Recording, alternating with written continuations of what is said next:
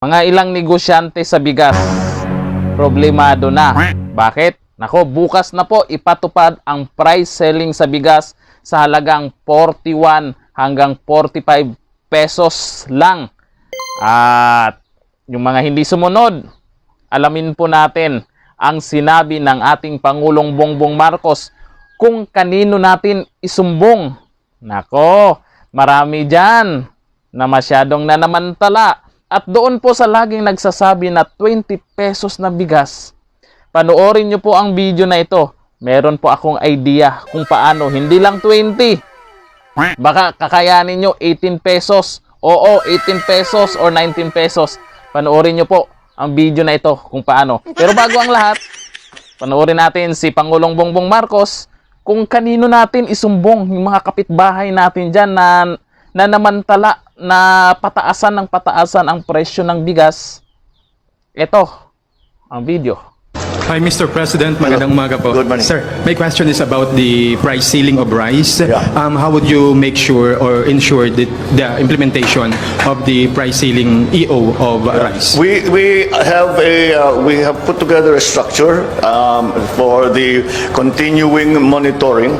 This will include essentially the lead agencies on this are the DILG, DA, DTI, DOJ as well. More or less, those are the agencies that will be, because all of those agencies already have regular inspections when it comes to other issues. So they will now apply the price ceilings that I have ordered in the EO that I signed yesterday, so that to make sure the prices stay within the limits that we have prescribed. Now, the real problem is in NCR. It's not so bad outside of Manila, Metro Manila.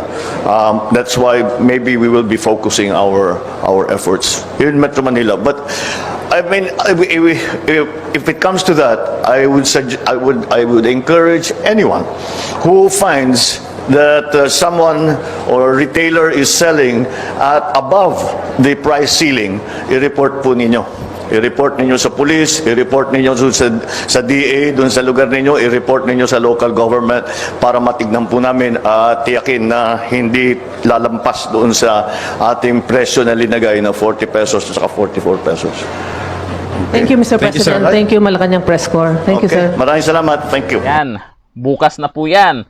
At pag may nakita po kayo dyan sa kapitbahay nyo na masyado pong mataas po yung presyuhan, ay makipagtulungan po tayo sa gobyerno. Paano po mahinto yung mga ganyang gawain? Isumbong po natin. Malamang sa malamang, madali po sa pulis, dyan po sa lugar ninyo. At huwag kayong matakot na tumulong. Mas nakakatakot po yung puro na lang reklamo nang wala man lang na itulong sa gobyerno. At ito po yung sinabi ko pong idea po sa inyo. Dito po sa Mindoro ay yung mga atat po dyan sa 20 pesos na bigas. Pwede naman bumili kayo ng palay. Dito ay bumaba na po, nasa 18 pesos na lang daw. Nakaraan nasa 20 pesos yung palay. May balat pa. Kung nagrereklamo kayo sa mahal na bigas, siyempre, isaing nyo na hindi binalatan. Ganyan lang, bili kayo 18 pesos per kilo, tapos saing nyo na hindi nabalatan. Diba? Isip-isip din po tayo. Kumita po ng maayos ngayon. Yung mga magsasaka natin sa magandang presyohan po, hindi naman pwedeng bilhin natin sa magsasaka na may balat 20 pesos tapos ibebenta 20 pesos. Aba, isip-isip din.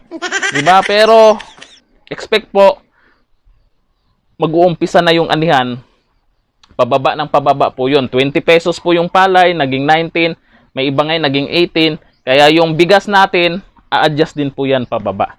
At wala nang magagawa yung mga hoarder ngayon na hindi na talaga nila pwedeng magtago ng bigas para pataasin yung presyo kasi meron na po tayong batas dahil kay Pangulong Bongbong Marcos. Isumbong sa mga pulis. Hanggang dito na lang. Thank you. Bye-bye.